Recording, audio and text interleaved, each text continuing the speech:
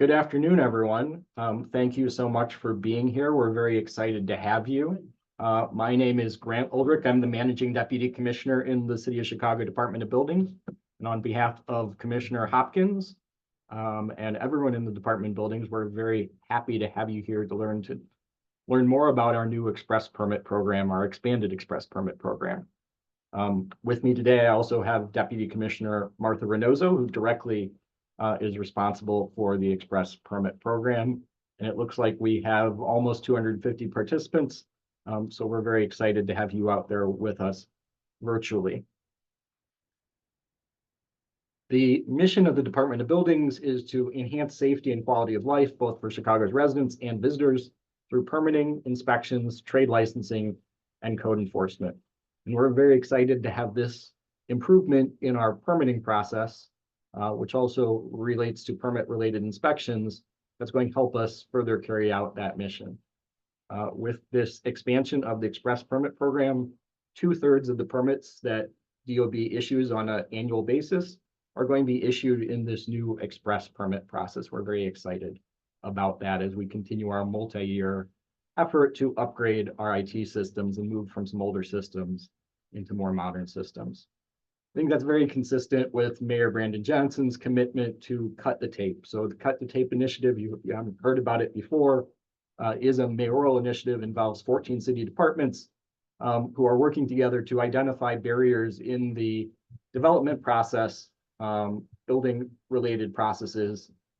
You can learn more about that initiative at chicago.gov/cutthetape, where there's information about, there's a steering committee, there's progress reports on efforts by not just the Department of Buildings, but other departments involved in development processes to remove barriers and accelerate timelines for city approvals. Just a little bit of background about how we got to the Express Permit Program before we get into the details. In a given year, about 2/3 of the permits that the City of Chicago issues are about what I would call over-the-counter permits. So our old easy permit program, electrical only permits, short form permits, the old solar express program. So permits that really didn't get a full plan review had something less than that. So some amount of documentation submitted with the application. That was 2/3 of the volume, and that 2/3 is now, we're excited to say, in our new system. And then I think, as we all know, in 2020, we, like you, were forced to rapidly rethink how we do a lot of things, including how we deliver permits. So Chicago, the Department of Buildings, benefited from the fact that the City of Chicago had invested early in electronic plan review for our plan-based building permits. Our bigger permits had been on electronic plan review since 2012. But we had to come up with some creative workarounds to deliver over-the-counter services remotely that really had been largely over a physical counter before COVID. So we came up with some things with partial online application, partial email, and we really appreciate all of you to the extent you worked with us through that process from 2020 until late last year. And that's when we launched the Express Permit Program. So the Express Permit Program has been live for almost a year now. We launched in the beginning of November 2023 with the new process. We retired the old Easy Permit Program and some other related programs. And we're very excited about that. We took a little bit of time to rebuild the Express Permit Program from the ground up. We didn't just want to move the easy permit process into an online system. We really wanted to look at what we were doing and figure out how we could improve the customer experience, improve our process overall. And that's what we did with the Express Permit Program. So we launched in November of last year. In February of this year, for all of the departments that use the website and for all of the customers that use the multi-department website, there were some mobile-friendly website improvements. So the website looks more modern, it looks better if you are using a cell phone or a mobile device. And then just a few weeks ago, we launched an expansion with 5 additional types of work that are eligible to use the Express Permit Program online.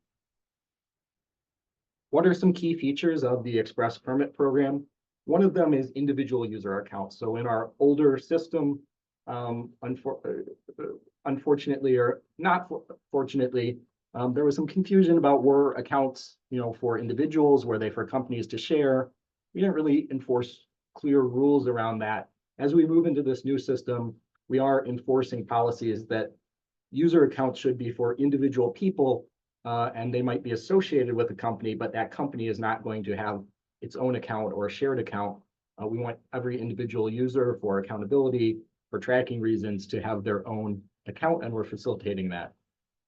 The applications in the Express Permit Program are going to be tailored by work type or type of work.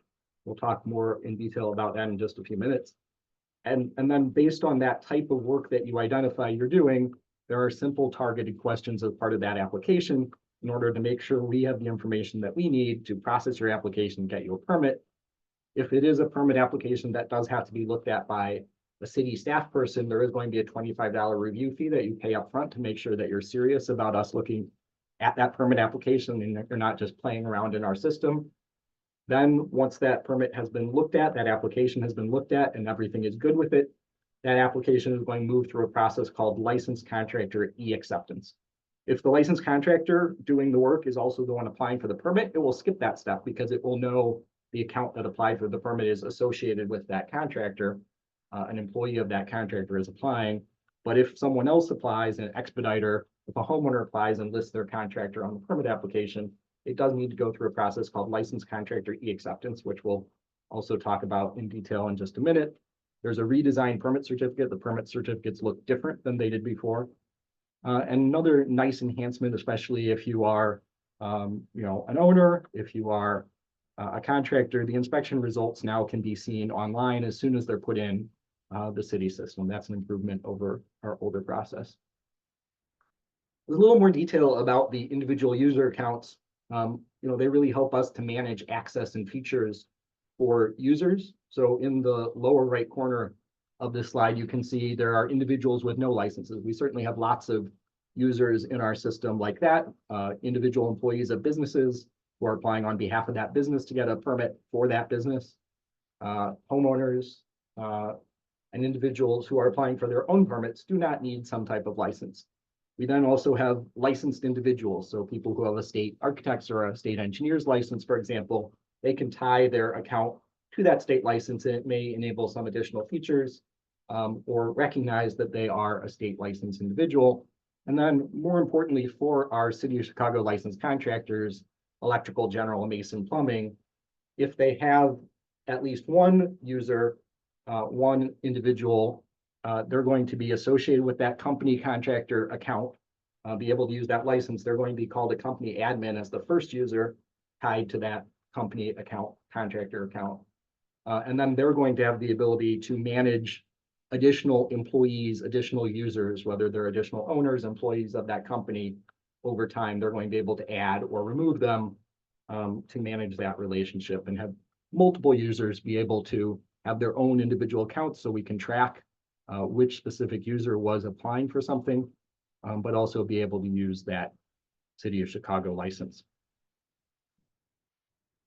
As I mentioned, really selecting the type of work is key to an express permit application program. So there are specific types of work that are eligible to use the program, and you have to identify at the very beginning what type of work you're applying for.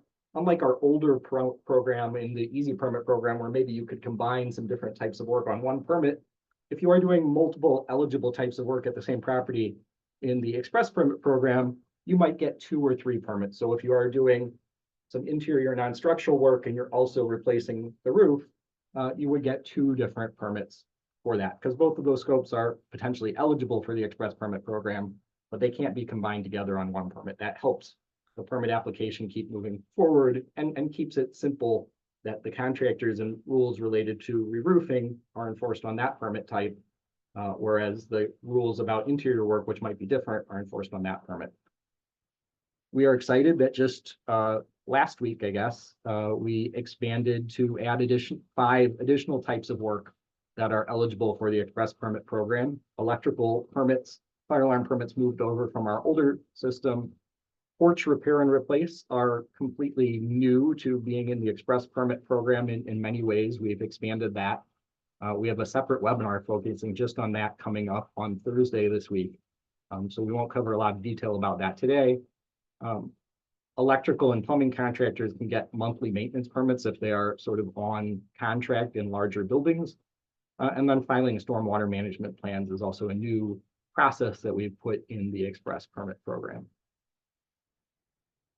A resource that we launched the same time or a little bit before we launched the express permit program last fall and really want to point you to, so I'll say it several times, is our guide to building permits, which is at chicago.gov/permit. When you go to chicago.gov/permit, there are 6 sections in the guide to building permits outlined at the top of the page: instructions, documents, codes, apply, check status, and get help. The instruction section will focus a lot on, and I'll talk more about in a minute. The document section is going to have some forms, some examples of documents you may need to upload as part of your permit application. Codes is going to link you to each of the Chicago construction codes, the Chicago building code, the Chicago electrical code, and the Chicago zoning ordinance. So if you want to read in more detail about those legal requirements, that's a quick way to find them. Apply is going to be your launching place to start a permit application. While we are continuing to migrate our permit application processes for different types of permits between systems, that guide to building permits apply section is going to make sure you get to the right place to log in for the type of permit that you're applying for. Check status is a feature that we launched last fall and are continuing to improve, where you can get a summary report about the status of your permit application and the reviews on that. That's available both to log, it's available to the public. You get more information if you have the application number. So if you or your client have the application number that you're using, you're going to see more information than if you just know the address. It's really a tool for permit applicants to see the application of their permit application reviews while they're in process. And then the Get Help section has answers to some frequently asked questions, and we're always adding new questions and new answers to those questions to that Get Help section. As I mentioned, the instruction section is really where you want to start to determine eligibility for the express permit program. So if you go to chicago.gov/permit, click on instructions, it's going to bring you to instructions for many of our types of permits. Looking at the section on that page for the express permit program, you're going to see about 26 choices for different types of projects that you might do, types of things you might want a permit for in the express permit program. And you're going to be able to click on each one of those to see more detail.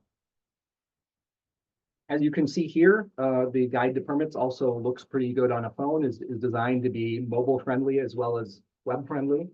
And in those instructions for each of those 26 types of instructions that we put together, it starts out with a little overview of what that type of permitted work is for. It has an eligibility summary, so little green checks for things you can do and little red X's for things that you can't. It's going to list some important considerations or things to think about when deciding if this type of permit is right for your project. It has a little checklist of some things you might want to gather together before you start the online application. I have some more details about required documents that you might have to upload, required contractors if they're required. Some of our permit types in the permit program, in the express program now require a design professional, an architect or an engineer. And then at the bottom for each of these types, there might be some ordinance and rules sections referenced if you want to research specific things related to what is allowed or not allowed for that type of work. And then again, at chicago.gov/permit, that online guide to permits, if you click over to the apply section, that's going to take you to a page. You're going to be able to see apply for a building permit with plans. There's going to be some choices there. And if you scroll down, there's going to be apply for a building permit without plans, which takes you to the place where you're going to launch the application for the express permit program. It's a web portal that's available almost 24/7. Occasionally it has to go down for a little bit of maintenance, but most of the time it is up. It's going to have an online dashboard that shows pending permit applications and issued permits for your account. It's going to give you real-time status information about those permit applications and also inspections on permits that are issued. It allows both credit card and e-check payments through the city's sort of central checkout system. And it's used by multiple departments, and more features from those departments are moving in all the time. So we're going to see a demonstration of that coming up Just a few more features I'll highlight before we get to that demonstration. Contractor e-acceptance is a process that is new to the express permit program. As I mentioned at the beginning, if the contractor themselves is the one applying for the permit, it knows whose account applied for the permit, and it does not add this step to the review process. But if it is someone else applying for a permit and they're saying that ABC Electrical is doing the work, when it gets to the point that the permit application is good to go, other than the contractor signing off and the fee being paid, it's going to notify ABC Electric that a permit application is pending with them listed on it. It's going to give them an email link. It's going to send them an email. There's going to be a link in that email where they're going to be able to review details of that application. There's no login required or account required for the contractor to do that. We have emails on file for all of our city licensed contractors. And they're going to have an option to accept it, which we hope they do, or reject it. If they reject it, it is going to send it back to the person who applied for that permit application online. It's going to give them the opportunity to change the permit application and resubmit and pay another $25 review fee if there was something wrong with the first application, to start that process again. And then the permit certificate. This is what express permit program permit certificates look like. They're a little bit different than our old blue building permits that have been around in Chicago for a while. Some key features of the new permit design: much bigger permit number so that you can see that potentially from the street. If this is posted in the window of a building some distance away from the sidewalk, you can go to data.chicago.gov and see all of the permits that we have issued and the status of them. Really, since 2006, we have all issued permits online. You can look them up by number. Going to have in the fine print some details about when it was issued, who it was issued to, if inspections are required, and when the permit might be suspended if they don't have inspections occur by that time. It's going to have the details of the scope of what is specifically allowed. It's going to have the property address where the work is permitted at. Some permits will have special conditions. It's going to have a list of all the contractors that were listed on the permit application, as well as an emergency contact. That's always going to include at least a phone number. Before we get to the demonstration, I'll emphasize again, chicago.gov/buildings is our main page for the department buildings. It's certainly useful. You can go there to request inspections and things like that. Chicago.gov/permit is our online guide to building permits that we saw some screenshots of. That is a really important resource as you start to use the express permit program. And then if you are having trouble after using those resources, you can reach out to expresspermits@cityofchicago.org. That's our email box. Martha and a team of staff who work with Martha help answer questions that come into that email box. As we did launch an expansion of this program just last week, the volume of requests and the time it's taking us to get to all of the requests is up a little higher than usual, but we will try and get to your requests if you send them to expresspermits@cityofchicago.org. And now, continuing over to a live demonstration, I'm going to turn off my camera and switch over to that. Let's see if we can get this up on the screen. So this is chicago.gov/permit, the guide to building permits that I talked to you about. This is what the page looks like on a desktop computer. It looks a little bit different if you are on a phone. It adapts to a mobile display mode. And as I mentioned, we're really going to start with the instruction section on this page.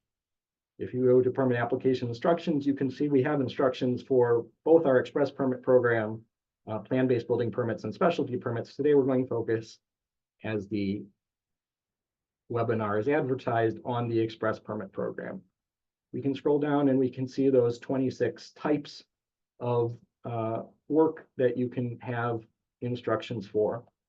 Today in the live demonstration, we're going to do both an add or change contractor demonstration, and also we're going to do exterior window or door replacement so that you can see what the application looks like, see what that experience is as you go through the application. So if we're doing exterior window or door replacement, we can see a little summary of what is allowed. It's for replacing existing windows and doors in existing openings. So it's not for adding new windows or doors to a solid wall. And then you can see a little bit more detail about that in the eligibility summary. So the green checks in the eligible box indicate things that can use the express permit program. You can see that if you are doing work in a building taller than 7 stories, it is going to be eligible, but it is going to require you to submit with your application drawings that are prepared by an Illinois licensed architect or structural engineer. And then some things that are not eligible are over here on the right in the not eligible box. And then, there are some things, some small residential buildings per the Chicago Municipal Code don't require a building permit. So you can click and read more about that if you think you might have a small enough scale of project that doesn't require a building permit at all. If you apply for a building permit, we're going to give you one. If you pay the fee and you decide later that you didn't need a building permit, we don't have the ability to give you a refund of that fee. So we do encourage you to look at that and decide if you do need a building permit before you start the application process and pay any fees. There's some terms and conditions for all of our permit types. You can click to read those details here. And then further down the page, you're going to see that checklist of things that you might want to gather before you apply. And we'll see as we go through the application why it's useful to have some of these things or why it's needed to have some of these things. You usually are able to save the application and come back to it later if you are missing something. But things like the property address you really need to have before you can even save the application and come back to it. For replacing windows and doors, there's fairly minimal documents required, but you are going to need to have, you are going to be required to have an existing condition photograph, at least one. So as part of your application, show us what is there today. That's going to help the reviewer if it gets reviewed, and also the inspector if there are inspections, confirm exactly what you did. And with window and door replacement, you do have to fill out a 1-page form that confirms that the replacement windows and doors are going to meet some of the energy efficiency requirements required by the Chicago Energy Transformation Code, which is part of the Chicago construction codes. If work is a building taller than 7 stories, as we saw up above, it is going to require drawings prepared by an Illinois licensed architect or structural engineer as part of the application, and some other special conditions like work in a condo, work with government funding or for government, work to address fire damage. There's going to be some additional forms. And then for all applications, a general contractor is going to be required. In some cases, for small residential buildings with up to 6 units where the owner lives on site, they may be eligible to act as the general contractor without a general contractor license. There's a link here to read more about when that is allowed. So that is a sort of preview of what you would find in the instruction section. Once you are ready to move on, once you have this information, you've reviewed it, then you can click over to the apply section, as I mentioned. The top part is going to be our application processes for our plan-based building permits, our bigger, more involved building permits. And there's 4 different links up here for those processes. But if you scroll down the page a little bit, you're going to find apply for a building permit without plans. Most of the time it is going to be without plans, as we saw if you are doing window and door replacement in an 8-story building, it is going to require plans, but it's not going to get full plan review like these permit types up here. And so you can click on this link to go to the express permit program. Today we're going to be doing a demonstration, so we're going to be working in the test site. So if I clicked on this link, it would take you to a page that looks very much like this, except it would not say, this is our test website up at the top of the page. You'd be in our live page.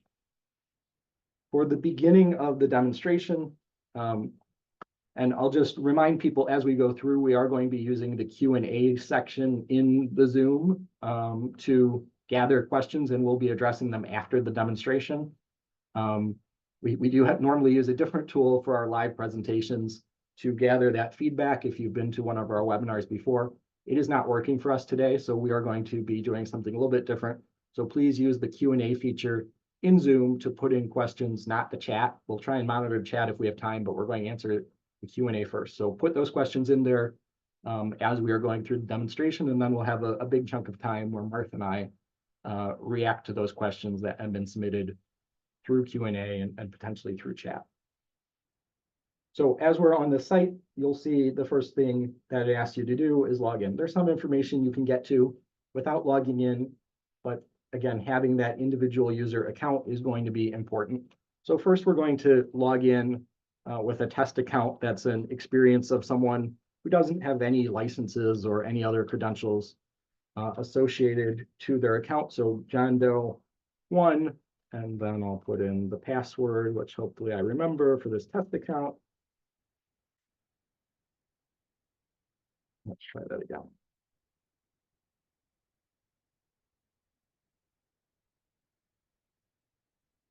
And hopefully it works.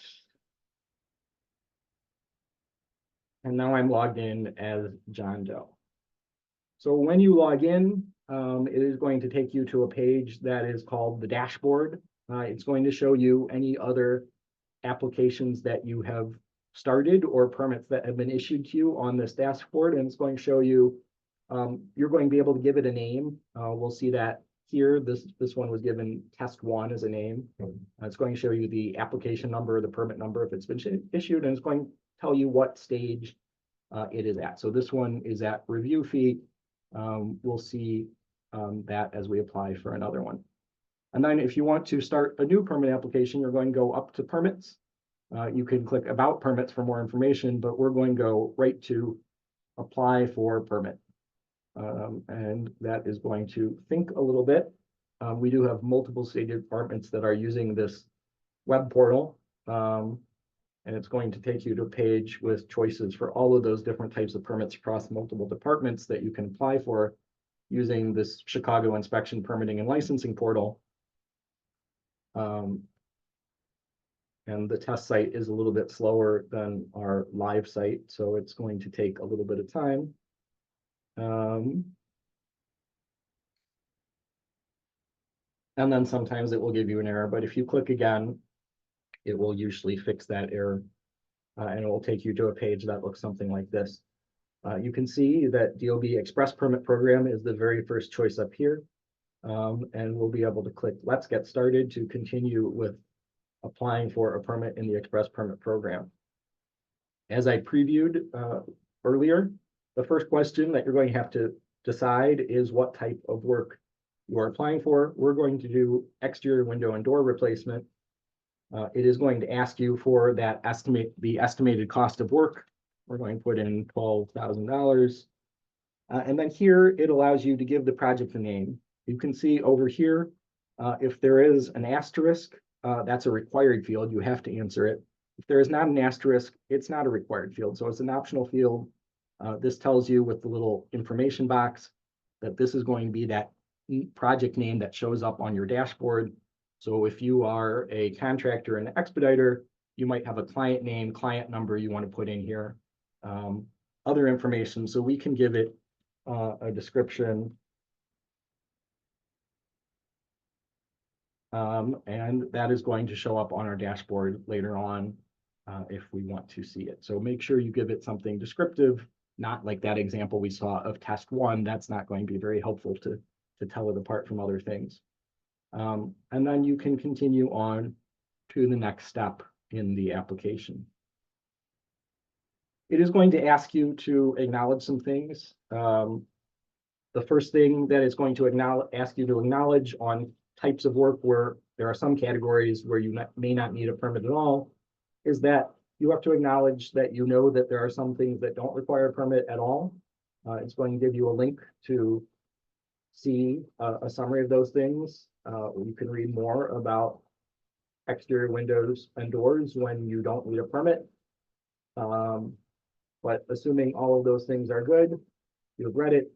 By continuing with this building permit application, you're acknowledging that either a building permit is required or you're voluntarily seeking a building permit. And you understand that any fees you pay in connection with the permit application are non-refundable. So that's the first thing that will show up for some of the work types, the types of work in the online application. Then for every type of work that you select, you're going to sort of generally agree that there are terms and conditions that apply to the express permit program. You're going to give us full and complete information and things like that. So you're going to have to accept both of those before you can continue with this type of application. The third step of the process is going to be putting in the address. So for demonstration today, we're going to use the Walt Disney birthplace, which there's a group that is doing some work to restore it. It is at 2156 North Fripp. So we'll put that in. You'll see, it will start, as you start to type, it will recognize Chicago street names. If you don't know whether it's street or avenue, you can leave that blank. It will pop up with some choices. And then for most types of work in the express permit program, you are going to have to provide the PIN. The PIN is the property index number. It's used for property tax purposes. And per state law, we have to collect this for certain types of permits. If you don't know the PIN, then you can click here and you can open up the Cook County Assessor search website, and you can search by property address 2156 North Fripp, Chicago. You can agree you're not a robot, and you can search. And it will come up, it will show you the assessor's website has some photos of the property. You can confirm that it's the right property that you found. And you can copy and paste that PIN number.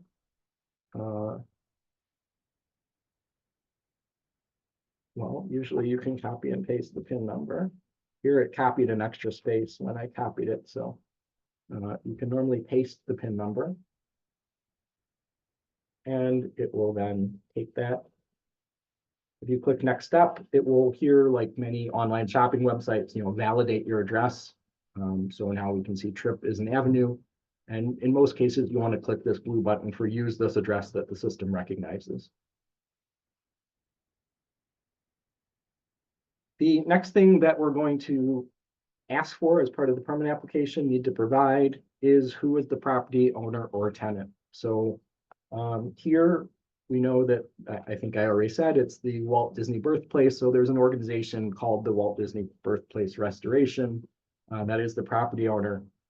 John Doe works for them, so he's allowed to apply for a permit on their behalf.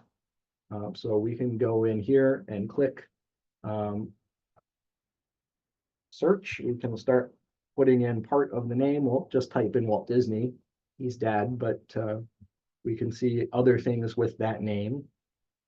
We'll click search. The role that the Walt Disney organization has is property owner. And then we're going to scroll down this list and we're going to find Walt Disney Birthplace Restoration. So that's the organization that John Doe works for. And he can select them as the property owner right here by clicking this select button. If Walt Disney Birthplace Restoration didn't come up or the information was wrong, then John Doe could go down here and click add new contact, click on this and go through the process of property owner. If it's an individual or a company, it's going to change whether it requires just one name for a company or a first name and a last name for an individual. So we're going to go back because we did have the owner already in our system. We're going to select them. We're going to be added to the permit. Going to show us that in just a minute. And then we can keep going with the application. After providing owner information, we're going to have to provide an emergency contact. I'm going to put in me as the emergency contact. It is going to always require a phone number. You can see here with the asterisk, it's optional to provide an email or optional to provide additional information about the emergency contact. We are always going to require one primary. The system also allows you to add secondary emergency contacts as an optional feature. And then once we've answered that, it's now going to start asking us some standard details about the property that we're doing. The application is smart enough to know that you're not going to be replacing windows and doors on a vacant lot, so that's already filled out no. You also aren't allowed to replace windows and doors that are on, over, or below a public street or sidewalk. So those questions on some other types of work might be active questions, but here they're grayed out and pre-answered. So, and as we can see from the photo on the assessor site, this is a two-story building. and we're going to put that in. It's a single family, and we're going to say it has 0 non-residential units. In the future, they might be converting it to a house museum, but right now it's still a residential building. The next section of the application, so this part asks you to describe the entire main principal building at the address. So we need to know the number of stories, the number of residential units, and the number of non-residential units. That's all we need to know about the building in general. The next questions are all about the specific work that you're doing under this permit application. So in this section, describe only the portion of the building or property where work will be performed. So if it was a larger mixed-use building, you would only have to describe the part of the building that you're working on. And if you are doing exterior work, outside work, identify the occupancy group immediate behind or below the area of work. So here we said it's still a residential building. We're going to add that. If it was a mixed-use building, a larger building, and you were working on multiple occupancy areas, you could add more and continue to add. Here we're only working on one, so we'll keep going. We're working on that one residential unit, no non-residential units, no interior common areas. So in interior common areas has caused a little bit of confusion for some people. An interior common area would be something like a lobby in a multi-unit, multi-tenant building. There aren't really going to be interior common areas in a one-unit building, and I think the application now enforces that rule to prevent people from being confused by that question. It's going to ask you how many stories that you're doing work on. We're going to be replacing windows and doors on 2 stories, including the basement. We're not doing work on an accessory building, so we're not doing work on a garage or a shed or some other kind of building other than the main building on the property. Windows and doors are always exterior work. This is not required to address fire damage. And then it asks for the specific location of work. So we're going to replace windows on the front of building. And we can type that in. I'm going to ask if this is part of a condo association. As we saw in the instructions, there's some additional documents you're required to provide if it is a condo association, documenting that you have permission from the association. This is not, and this is also not receiving any government funding. After those standard questions, the next step is going to be questions that are targeted specific to the type of work that you selected at the beginning. You see some of the standard questions were filtered. The next step in the application is going to be questions really about this type of work. And for replacement of windows and doors, there are only 3 sort of specific questions. How many windows are being replaced? Here it's 5. How many skylights are being replaced? Here it's 0. And how many exterior doors are being replaced? We're also replacing the front door. So after answering those questions, we're now pretty much done with answering questions other than who our contractor is going to be. That's going to be the next step of the process. We're going to be able to put in and see here that there's an asterisk here by general contractor. So a general contractor is required. There's an option to put in a mason contractor or a registered design professional. Based on questions earlier in the application, it would have known if you had said this was an 8-story building, it would have had a little asterisk here for registered design professional. Mason contractor is never required, but sometimes optional on window and door replacement work. So we're going to go add a general contractor. In some cases, the property owner can be their own general contractor, but here the property owner is a company, an organization, the Walt Disney Birthplace Restoration. So they don't live at the property. They're not an individual, so they can't use this feature, and John Doe can't use this feature on behalf of the organization he works for. So he's going to have to click add a general contractor. He's going to be able to search for general contractors. You can either search by a Chicago general contractor license number or by name. There is a test general contractor in the system called Tests Are Us that I'm going to use for demonstration purposes today. I'm going to look them up. Here they are. They have a current general contractor license that expires in July of 2025. So we're going to be able to select them and keep going with this application. On the next step, it is going to ask us to upload the required documents. In the instructions, we saw that on every type of window and door replacement, We're going to need that energy and water efficiency compliance form, and also an existing condition photograph. Based on the questions we answered earlier, the system might know that some additional things were required. If we hadn't paid attention earlier in the process and didn't have those, there's a link right up here at the top of the page that says, please use the guide to permits for forms and sample documents. So we can click on that. That's going to take us to the document section in the guide to permits. If we scroll down, we see express permit program is right up at the top. In the form section, there's that energy and water efficiency certification form. That's a PDF that you can fill out and download and fill out. And then there's also some sample documents for things like condo association approval letter. If it's an electrical permit, the electrical drawing and load calculation, and some other things. And we'll probably be adding some more sample documents here. So check back over time if you are working on a permit type that you think that there might be some additional help for. So we can see these, and it says required documents are listed in a yellow box. So this is a yellow box. On some types of applications, there are no required documents, so there will not be a yellow box, and you'll be able to just continue past this step. But here, we need to make the things in the yellow box go away. So first, we're going to pick a file that's an existing condition photograph. Please don't upload a fake attachment like I'm doing for demonstration purposes. We do look at these, and it's important that it is a clear, not too close, not too far away picture of the existing condition. We're going to be able to select that. And as we upload that existing condition photograph, the bullet point in the yellow box for existing condition photograph is going to update and go away as the system is thinking about it. And then we just need that energy compliance form. Similarly, I have a demonstration document for testing purposes. For a real application, you want to upload a real completed form. And we're going to continue with the application. And once it has the two required documents, you're going to see the yellow box has disappeared, and we're going to be able to continue on to the next step. The next step is going to be certification, which means you're agreeing that everything in the application is accurate and complete. You can see this.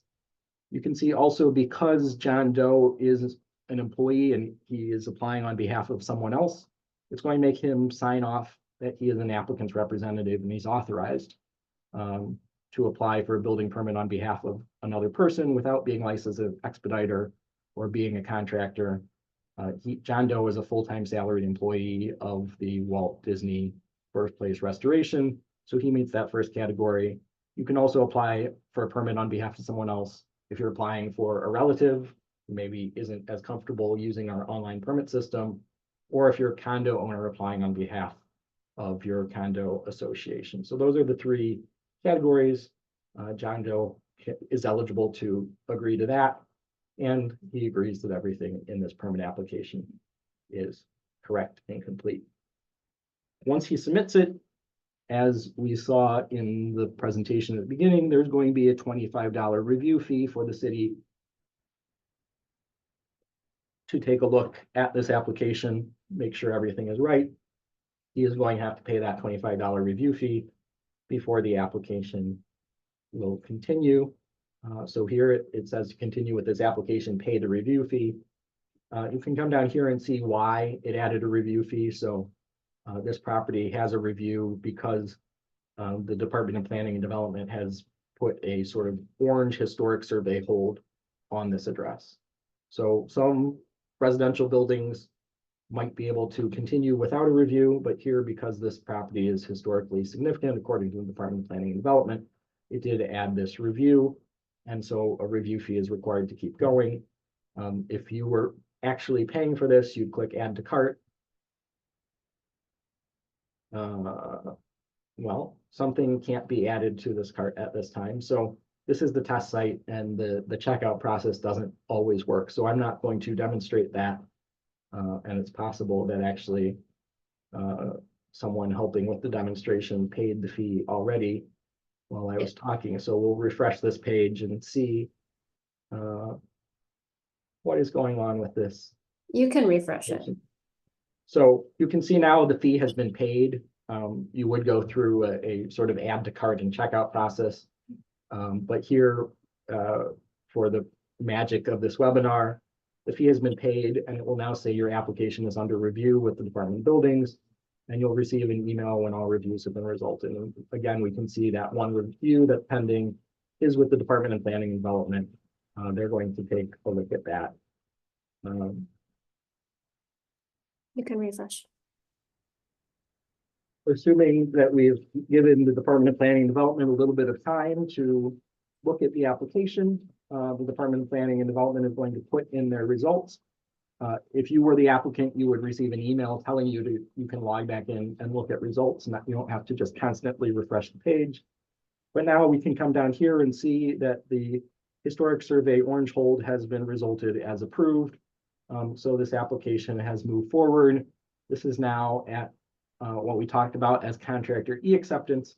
So Tests R Us, the general contractor listed on the application, has received an email that this permit application at 2156 North Trip has listed them on it. They have a link to go in and look at this application. We can see down here that Tests R Us has a pending e-acceptance.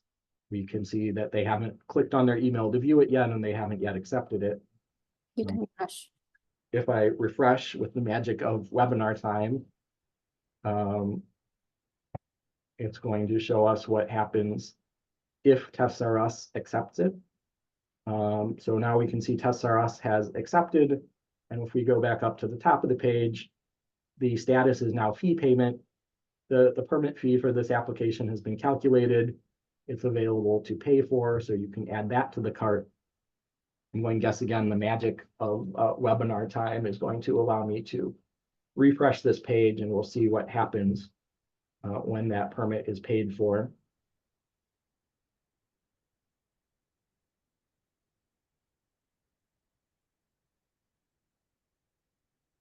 When a contractor receives that e-acceptance email, they're going to have access to a summary of the permit application that looks almost exactly like this that the applicant can see. So they can see all of the details of what was entered on the permit application.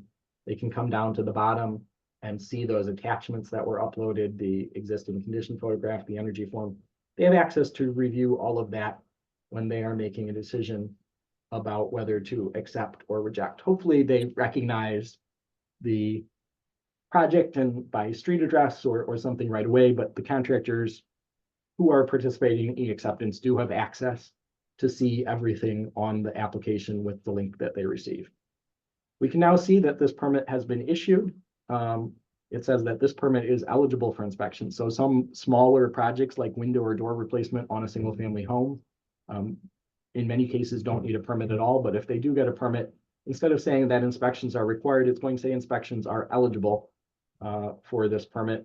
You're going to be able to print that permit certificate by going here and clicking print documents and print.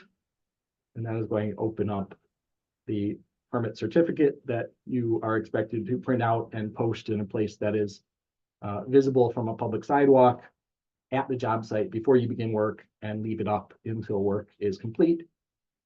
With that statement about inspections are available as opposed to inspections are required, that's also printed right here on the face of the permit certificate.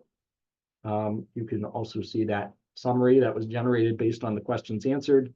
You can see who applied for the permit and who the general contractor is, as well as that the permit was issued on September 24th to the Walt Disney Birthplace Restoration, who is the owner of the property. Just zooming in case that was a little small. And we can see that I am listed as the emergency contact.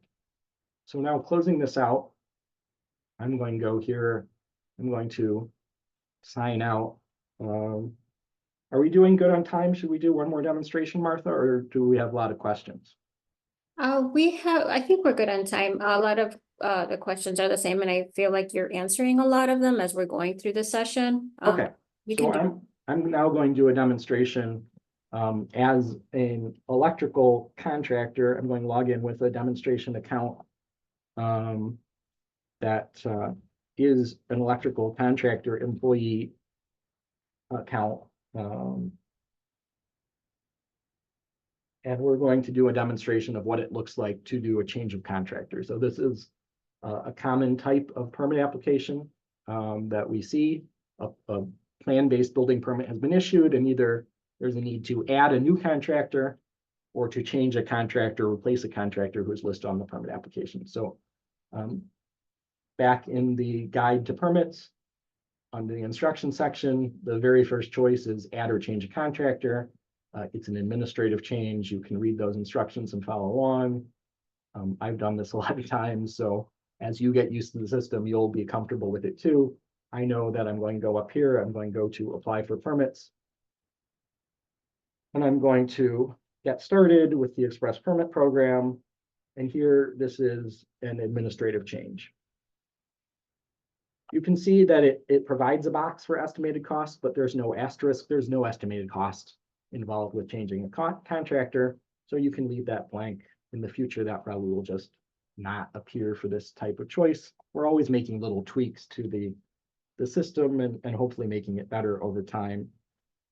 Past change of contractor. And then we can keep going on with this application. Here, there's just one acceptance to check. There really isn't a type of administrative change that doesn't require a permit, so you don't have to go through that step of acknowledging that some things don't require a permit at all. For demonstration purposes, we're going to do a change of contractor on a permit that was issued last week at 555 North Michigan Avenue.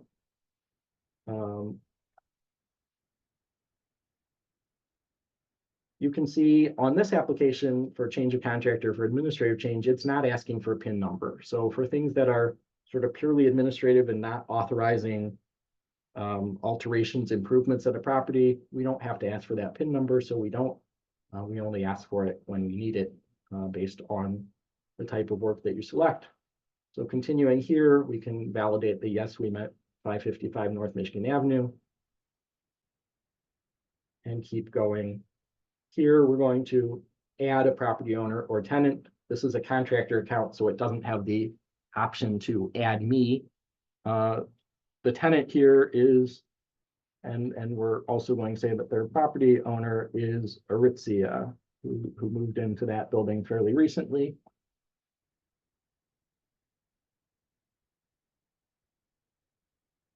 And we're going to go down and we're going to find their contact information. You can see there's multiple sort of contacts in the system.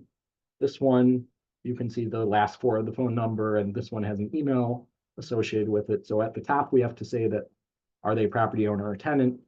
Most of the time you want to provide the property owner. If you do provide a tenant, you're going to have to provide the property owner later in the application process. So here, Aritzia is the property owner. By seeing the last four of the phone number, we can tell that this is the right one with the email address on it. And so we can select this one. If that information was wrong, you do have the option of going down and adding a new contact to the system. So continuing on with this application, we can see a number of things are simplified grayed out. We're going to see that this is a 5-story building. It's just a single tenant. Actually, it's a 3-story building. It has a single tenant and not a residential tenant. It has one non-residential tenant, no residential tenants. We can see that we're not working on anything here. This is a change of contractor, so we don't have to answer anything in the area of work. And no, we're not getting government funding, so we can say no to that. Sorry to interrupt really quick. Notice there's a save for later button. This was a question that a few people asked. You can save your application for later and log back in tomorrow and continue your application. Yeah, so this button appeared at about, I think it appeared at the project information step. So you could not have saved for later before you provided an address or before you provided an owner. If you didn't have that basic information, it would not have offered you that button. But once you get to the project information step, that is where the save for later button appears. So you do need at least the property address. If the PIN is required, the PIN and the property owner or who is going to be listed on the permit application in order to get that permit number assigned and be able to save this in your account for later. So the important question here is, what is the original permit number? What is the permit number you're trying to change the contractor on? So here, the permit that was issued last week was 101 013038. So, staff is going to verify, and sometimes the system verifies if the address on this permit number you provide matches the address from before. So do provide that real permit number. That is important to us. Here we're doing a change of contractor, and we're not doing any of these other changes. Most of them you cannot combine together, but it does ask you about them. So we're doing a change of contractor. And here we're going to just add an additional electrical contractor. You also have the option of doing a replacement electrical contractor. If you're doing a replacement electrical contractor, we do ask that you provide as much information as you have about the old contractor name or identification, so we can understand who is being replaced on the permit. But here we're going to do an additional electrical contractor, and we're going to save that. And we've answered all of these other questions as no. That's going to let us move on to the next step, where it's going to let us identify who that new electrical contractor is. So here, I'm logged in as Tester Electrical, an individual. I work for Electrical Testing Company is the name of the contractor that I work for. So because I'm logged in with an account that is an employee of Electrical Testing Company, I have this option to add Electrical Testing Company as the electrical contractor. It also lets me add another electrical contractor here. And you can see this is required. These other ones are optional. And actually, if you tried to put in any of these other ones where you are not changing to these, the application would stop you. So there are options here, but generally you're going to want to stick to looking for the asterisk and using the asterisk to determine what's required for you to fill out. So here I'm going to add Electrical Testers Company as the electrical contractor on this application. You can see that's been added. They have a license that's good through the end of the year, and there are no more asterisks on the page, so I'm able to move on to the next step.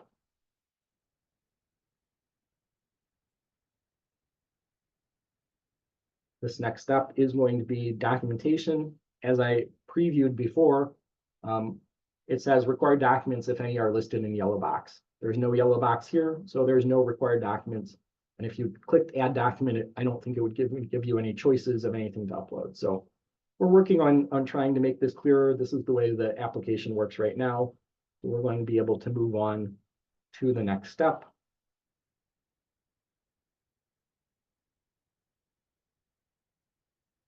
Here, the last thing that it needs is going to be a certification, again, agreeing that the information provided is accurate and complete and all of those good things. Once we accept that, it's going to have a submit button. We could also go back and edit things in previous steps. You can also leave this. It is saved here. You can't save your accept for later, but if you go back to the previous step, you can save everything up to the certification. So we are going to submit it. And here for this administrative change, it is, unless there is some unusual hold on this property, and I don't think there is, it is going to just move this ahead. Well, this one is getting, this one, apparently there is a hold on this property, and staff are going to look at it to make sure that the change of contractor information is correct. So you'd pay that review fee, staff would look at it. Once they are okay with it, because Electrical Tester is an employee of Electrical Testing Company, it is not going to go through the e-acceptance step. It is going to go right to adding that permit fee and allowing it to be paid for online and then issuing the permit.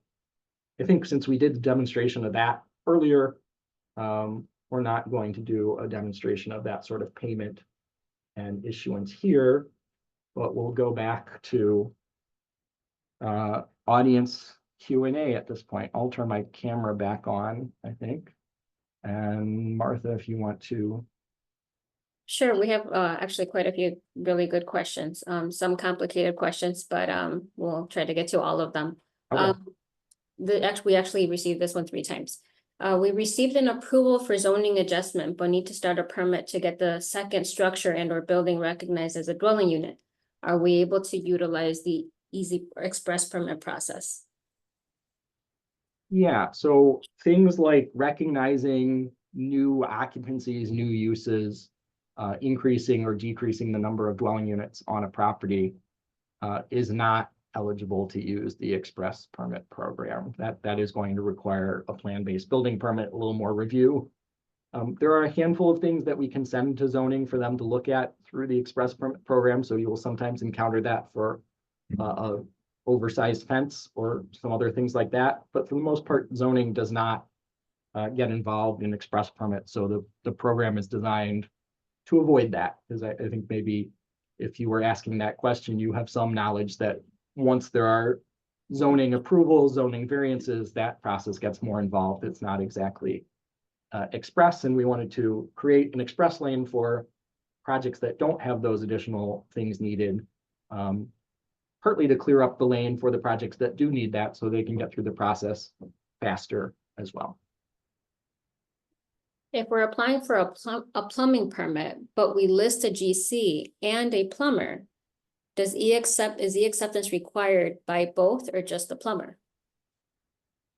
So if you are applying for a plumbing permit, it probably won't even let you list a general contractor. It does know what types of contractors you can list by the type of work that you selected at the beginning of the process. If you are applying for something that is interior non-structural work, so if you are doing a little minor remodeling inside and are eligible for that category, and also including plumbing work, if an employee of the plumbing contractor, let's say, is the one who applied for that permit, it's going to know that, just like we saw electrical tester was an employee of electrical test company. If the person who applies online is an employee of the plumbing contractor, it's not going to require e-acceptance for the plumbing contractor, but that person is not tied to the general contractor who was listed. So the general contractor is going to have to e-accept the permit in order for it to move ahead and add the fee and let that permit be issued. If we receive comments back for corrections for easy permitting, where do we send our questions to? If I'm gonna take a minute, if you don't mind, on answering this. Yep. So, for anything, sending a question, you can always send questions to expresspermits@cityofchicago.org. But when it comes to responding to the application, if the reviewer is asking, it's usually the reviewer asking you for additional information to satisfy the application, or maybe something's not clear. We do receive applications for, let's say, interior work, and they send us the survey, but unfortunately a survey doesn't show us where your work is taking place. It just shows us the footprint of the building. Anything you can do to help us review your application and avoid additional questions. So easily put, the more information you give us, the better of a review we can conduct.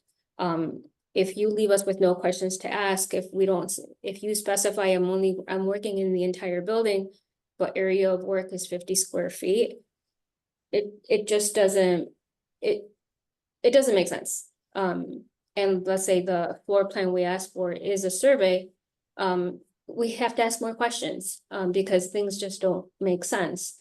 If you mention plumbing work, but within the questions don't specify whether it's fixtures or piping, you can assume that the next question is going to be, are you replacing plumbing fixtures and or piping? Please update your application to reflect the scope of work taking place at the property. So again, the more information you give us, the better the review that's going to take place. Yeah. And then the other question is, how do we get to the comments? So you do have an instruction at the very top once it's returned to you. You can either click on the little header within the blue status bar. So I think one of them is like project information or applicants. You can click on any of them. You can go back to the beginning, you can go back to just the one section you need. Thank you. Actually, if I can do this really fast while you're there, you will also see a pencil on the right-hand side of your application. And if you give me 1 second, Sure. you can So refresh. okay, well, I'm at the dashboard. So on the dashboard, as Martha was mentioning, you'll see all of your permits. You can see right now that test change of contractor is at application review. Did you put in comments on the other one or on this change? On that one, yeah. Okay, so if we refresh this page, it would change here, but just for speed, I'm going to go right to the details of this application by clicking again on this number, or you can click on the words. Both of them go to the same place. And it's going to take you back here, and it's going to now show that this is at applicant correction, and corrections are required for this application. So as you go down, this is now back in your court as the applicant, or me as the applicant if I'm demonstrating. We can see corrections are required here. And it's under notes. Sorry, I wasn't fast the enough. notes just say test. In a real project, this would have some details about what we are expecting you to do. And if you get one like this, where you get it back correction required and notes say test, please do email us at expresspermits@cityofchicago.org. This is a relatively new process for all of us. And every once in a while, staff, me and Martha included, sometimes don't do it perfectly right. So we're all getting used to this. If you did get notes like test, it would not really tell you what we're expecting you to do. But staff are usually pretty good in the ones I've seen live about trying to explain that, please upload a clearer existing condition photograph. You wouldn't have an existing condition photograph on a change of contractor, but something along those ends. And then, as Martha mentioned, you can come down here and you can click on pencil to jump back to a section to edit. You can also navigate with the sort of status dots up at the top of the screen. So if you were going in here and really changing that additional information, and so let's say here, instead of an additional electrical contractor, we want to edit this entry, and we want to say they are a replacement electrical contractor and provide that old electrical contractor name, which I don't know, but that is what you would type, not old electrical contractor name. You would type the real name, which I think I have somewhere on my desk, but we're not going to. This is a demonstration. You'd be able to save that. You're going to have to continue through the next steps. The application, once you go back, does have to go through all of those steps. You can't jump forward again because it is enforcing some rules as you go through the steps, but it hasn't lost any of the information that you entered. So if we jump through next step, we are going to agree to that certification step again.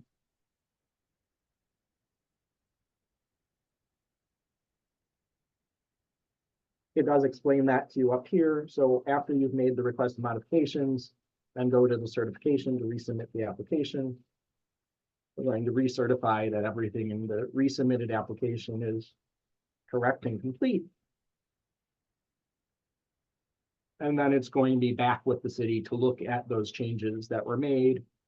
It should update the description of work that the city is looking at. So now it says, replacement electrical contractor, new contractors listed. So, and we can also see up at the top that this is back with the city in correction review status.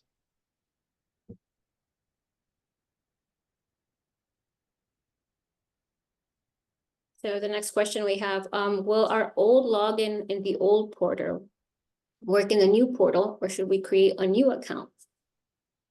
So they are separate. The old portal will be continuing for some things. So sign permits, plan-based building permits are still continuing in the old portal, and more things will migrate out of that over the next year or two. We're hoping to be entirely out of the old portal by 2026, but they are independent.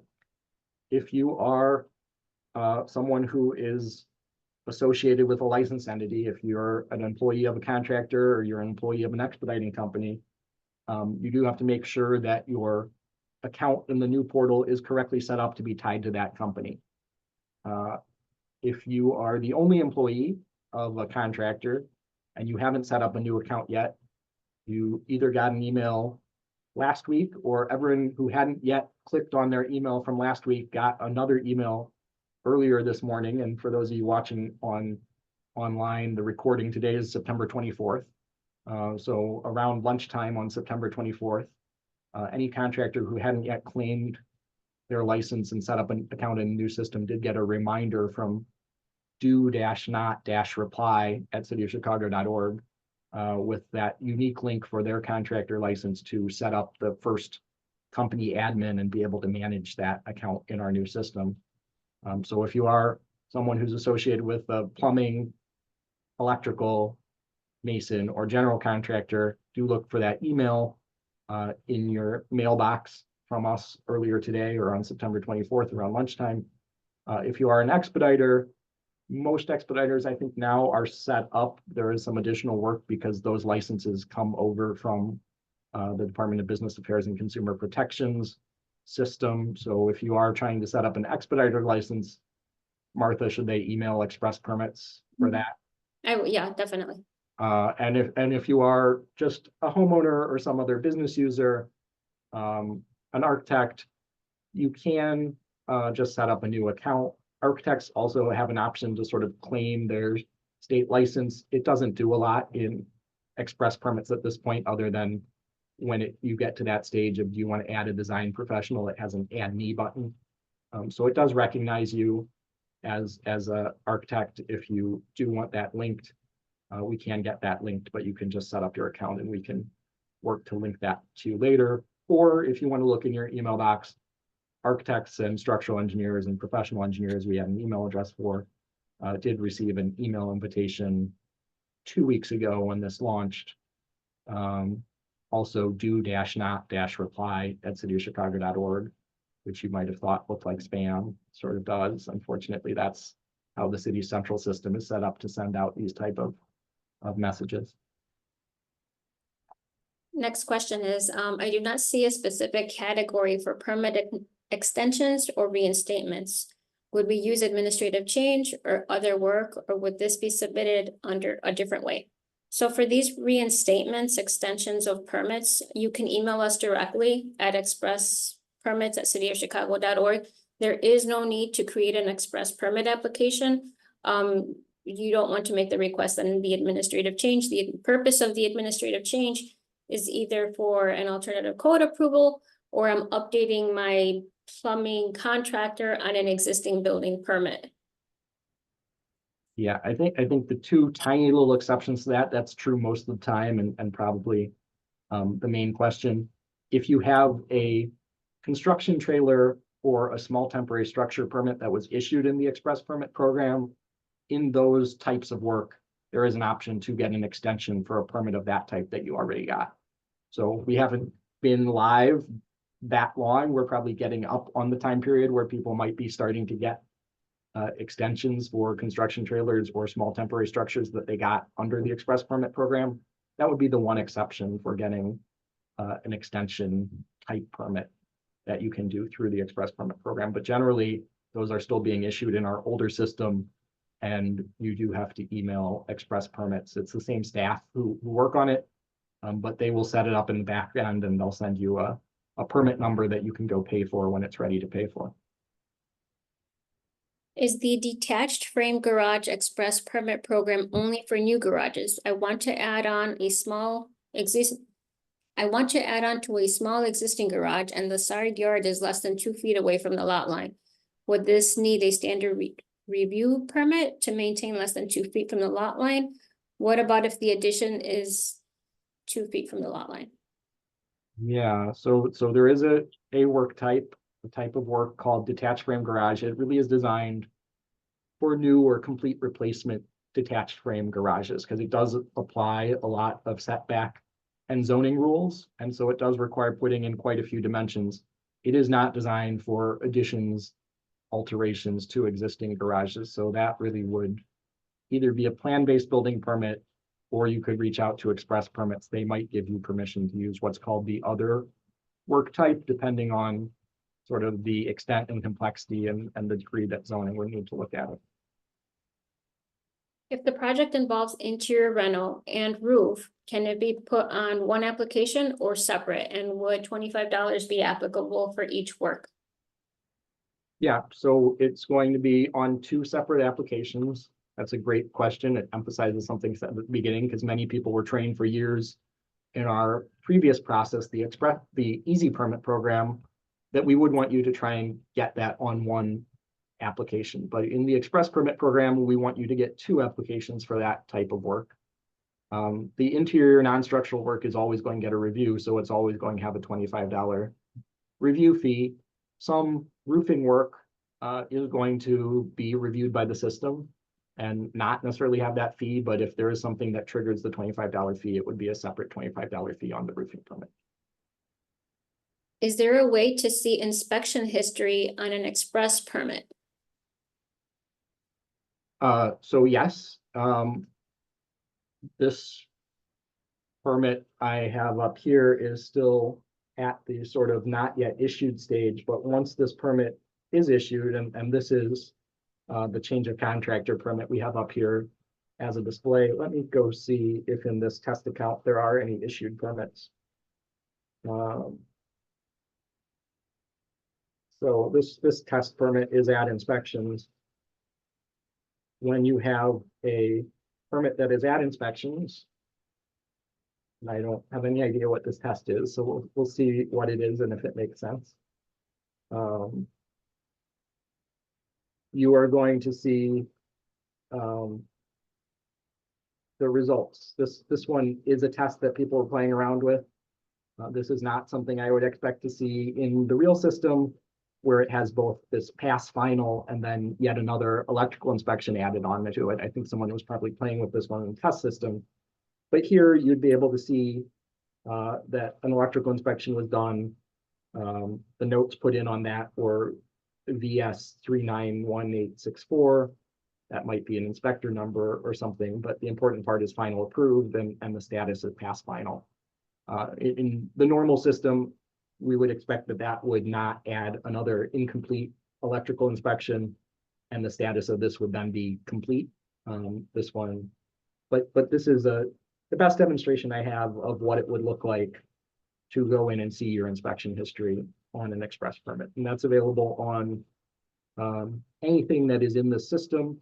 As part of the expansion that we just did last week, we migrated all of the electrical only permits that had been issued in the previous system for the past 20 years. So all of those electrical only permits, if they had inspection history on them, is also now visible here in your dashboard if you are the contractor or somehow otherwise tied to that permit that we migrated. Next question, when a property has violations, is the contractor responsible for filing for the permit? So I think, so I guess I'm going to clarify the question and assume that I think I know what you mean. So if, let's say, first and foremost, you always want to research your property before you apply for your permit, especially if you're the contractor, because you don't know, you may or may not know what you're coming into. The owner may have reached out to you and said, I just need to repair this 3-story porch. But in reality, the violations are calling for a full porch replacement, in which case it would not be eligible for an express permit if, let me backtrack. It would be eligible for an express permit if you were replacing the 3-story porch, but now requires architect's drawings. And of course, that would be a surprise to you because your intention is, I'm just repairing the porch. You are now required to give us a little more information. I think if you are sort of in that situation, I think we'll be covering that a little bit more in our webinar that we do on Thursday this week about porches. And just quickly, I brought up the Department of Buildings main page, chicago.gov/buildings, chicago.gov/DOB. On this page and any page inside that part of our site, you can go to Department Records and Data, and building permit and inspection records. You can click Get Started Online. You can accept that, and you can put in an address to pull up that sort of history of any previous inspections, previous permits, previous violations. This site will likely be getting updated and look a little bit different, but work mostly the same in the next few months. But that is a resource that I would point you to as a additional backup to Martha's question. So chicago.gov/buildings, and then in the top menu, department records and data, building permit and inspection records.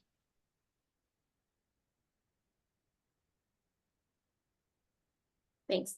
Next question. As a general contractor, can I apply request a permit for a frame garage without electrical and add the electrical permit in a different application?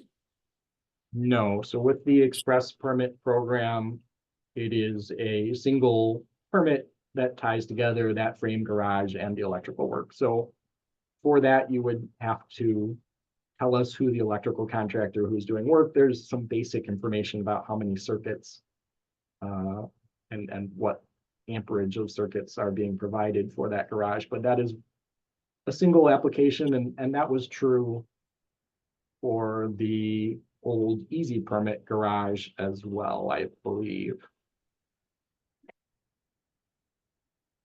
Next question. For the masonry work required by the inspector, where plans and a permit are required, how do I submit plans? Is a plat of survey required?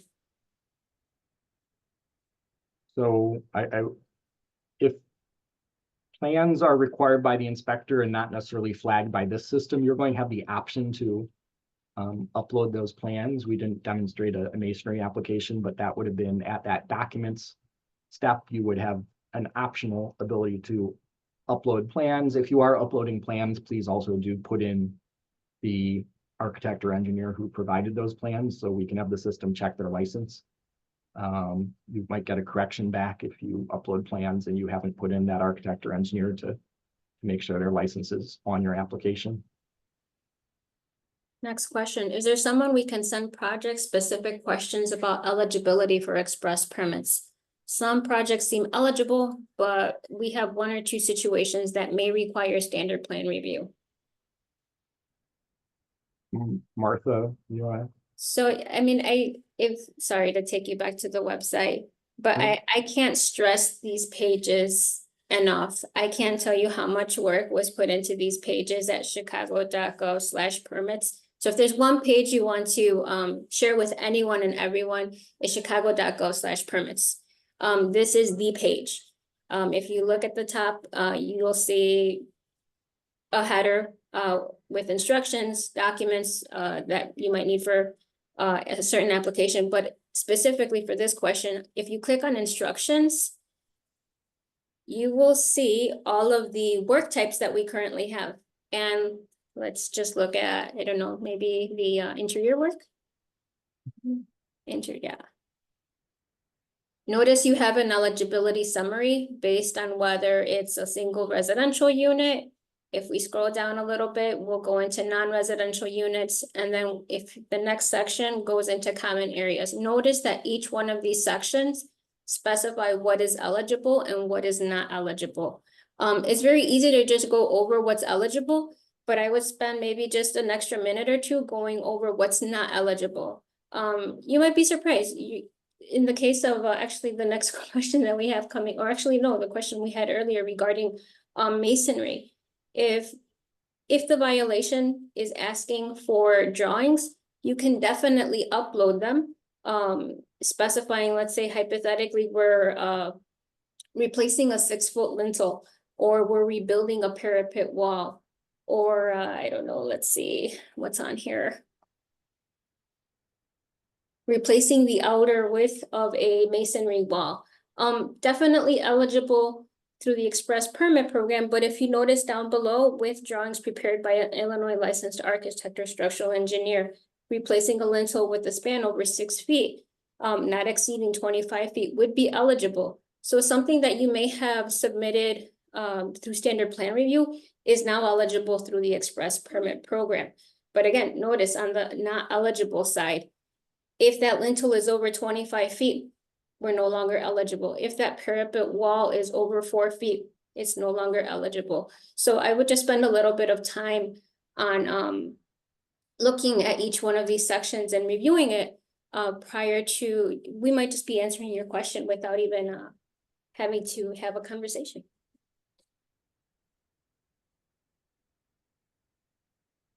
Okay, sorry, trying to catch up. Are there any processes for demo permits? Can we utilize the express permit option?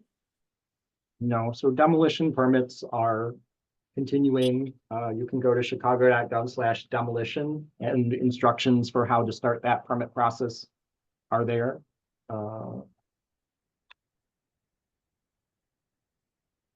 And that's going to explain, there's a link to get the form. You're going to email that form in to a mailbox. You're going to send that to DOB demo permits at cityofchicago.org.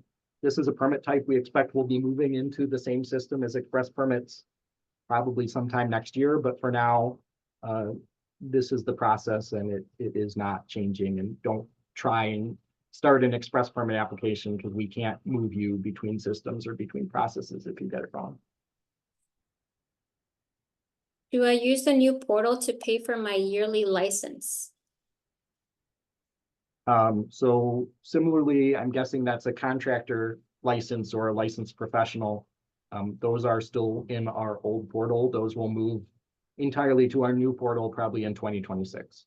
So electrical contractors, supervising electricians, mason contractors, masons, plumbers apprentices, plumbing contractors are all still doing license renewals in the old portal. Can the express permit be used for replacing roof decks? Yes, so we'll cover more about that in a little bit of detail in our webinar about porches in the express permit program on Thursday. And we are at 3:28, Martha, so maybe one more question and then we can give it to BACP to wrap us up. Sure. So just putting the information out there, there were a few questions regarding licensing or updating information.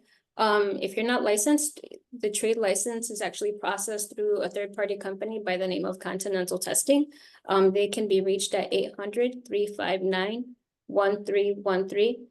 This is specific to plumbing contractors, electrical contractors, or general contractors. So whether you have questions on your renewal or you want to just apply for a brand new license, you can visit their website, continentaltesting.net. You may, depending on the type of license you're applying for, you may have to take a test or an exam or two.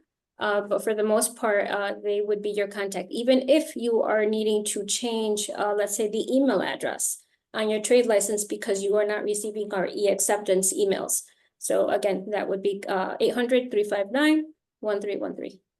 And for your specific license type, you can go to chicago.gov/buildings, go to trade licensing, trade license information center, and find your type of license. If you were, for example, an electrical contractor, you can go to the electrical contractor license overview and see that how do I apply and how do I renew? Renewal is online, but applying and making changes would be Continental Testing. This is a link to their website, and Martha gave you their phone number. So we are at time. Stella, I think if you want to wrap us up, thank you so much to BACP for hosting us. Thank you.